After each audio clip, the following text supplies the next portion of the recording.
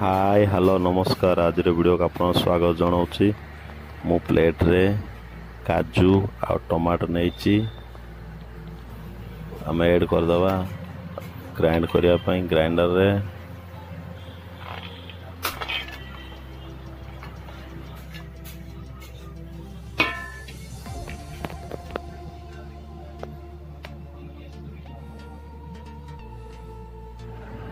मु प्लेट रे जीरा तेजपत्र दालचीनी प्याज नहीं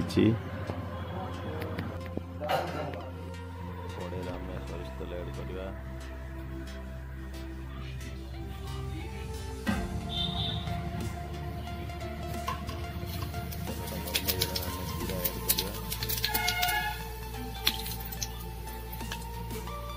दालचीनी तेजपत्र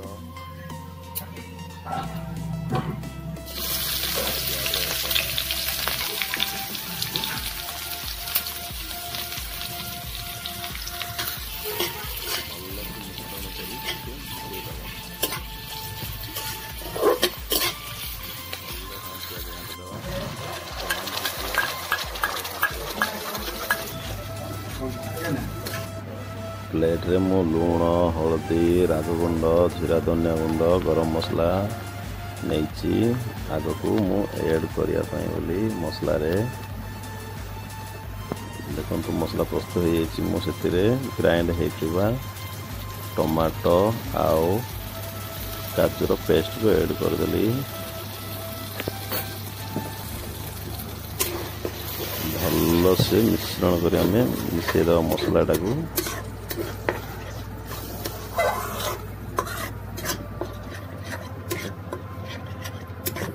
देखो मसला कौन देखा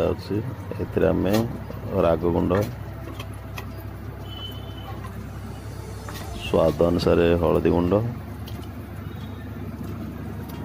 जीरा धनिया गुंड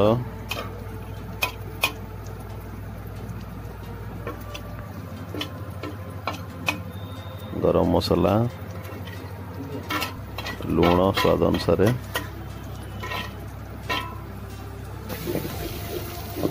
भल से मिश्रण कर मिसेद मसलाटा को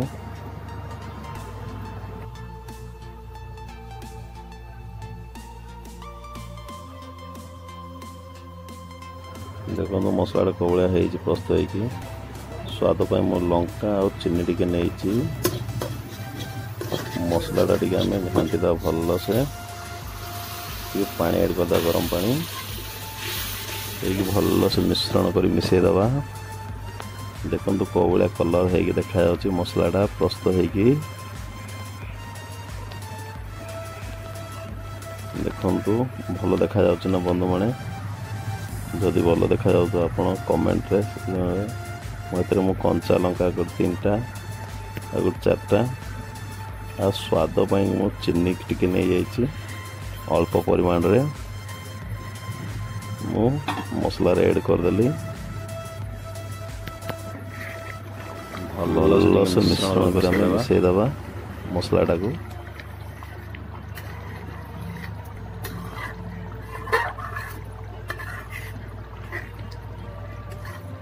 देखो कौलिया देखा मसलाटा भल हो गला। ऐड कर दूची काश्मीर मेथी ऐड करदेली। ऐड करने 7टा अंडा 6टा अंडा नहीं मसला ऐड करने बोली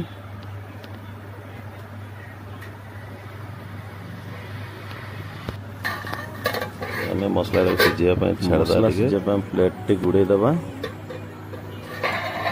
प्लेट बाहर कर बढ़िया देखा देखु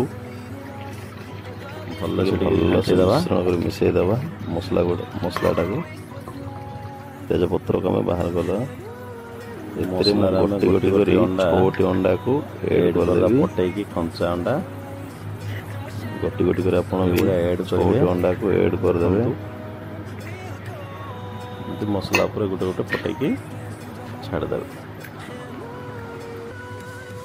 3टा अंडा ऐड है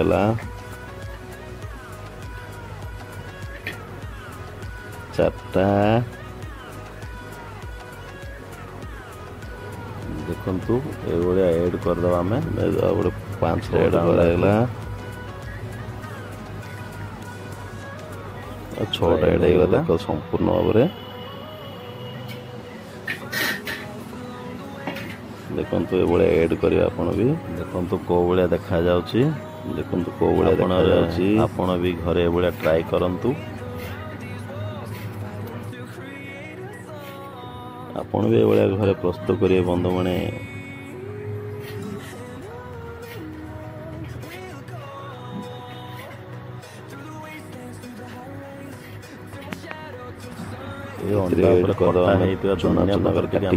ଧନିଆ ପତ୍ର ଟିକେ ଏଡ୍ କରିଦେବା ତା ଉପରେ 6ଟି ଅଣ୍ଡା ଉପରେ ଏଭଳିଆ ଏଡ୍ କରିଦେବା।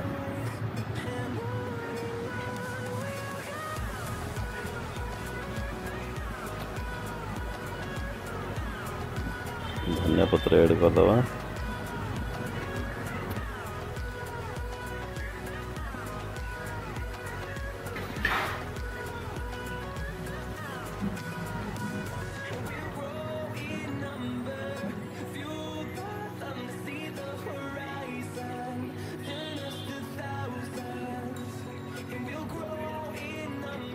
ଦେଖନ୍ତୁ କୋଉ ଭଳିଆ ଦେଖାଯାଉଛି ବନ୍ଧୁମାନେ। ଭଲ ଦେଖାଯାଉଛି ନା। ଆମେ ସିଝିବା ପାଇଁ ପ୍ଲେଟଟି ଗୋଟେ 2 ମିନିଟ୍ ପାଇଁ ଘୋଡ଼େଇ ଦେବା।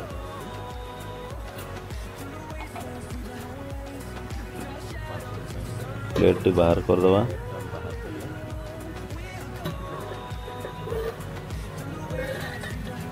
ଦେଖନ୍ତୁ କୋଉ ଭଳିଆ ହେଇଛି ଆଇଟମଟା। ଏ ଆଇଟମକୁ କ'ଣ କୁହାଯାଏ ଆପଣ କମେଣ୍ଟରେ ଲେଖିବେ।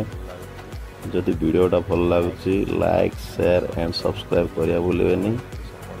ଯଦି ଦେଖନ୍ତୁ ଏଭଳିଆ ହେଇଛି ପ୍ଲେଟ୍ରେ ମୁଁ ବାହାର କରିଛି। ଭଲ ଦେଖାଯାଉଛି ନା ଭାଇ ମୋ ଭାଇ ଓ ବନ୍ଧୁମାନେ। ଯଦି ଭିଡ଼ିଓଟି ଭଲ ଲାଗୁଥାଏ ଲାଇକ୍ ସେୟାର ଆଣ୍ଡ ସବସ୍କ୍ରାଇବ୍ କରିବା ଭୁଲିବେନି। ଭିଡ଼ିଓଟା ଭଲ ଲାଗୁଛି ମୋ ଚ୍ୟାନେଲକୁ ଆଗକୁ ବଢ଼ିବା ପାଇଁ ଟିକେ ସାହାଯ୍ୟ କରି ରହିଲି। ବାଏ ବାଏ, ଜୟ ଜଗନ୍ନାଥ।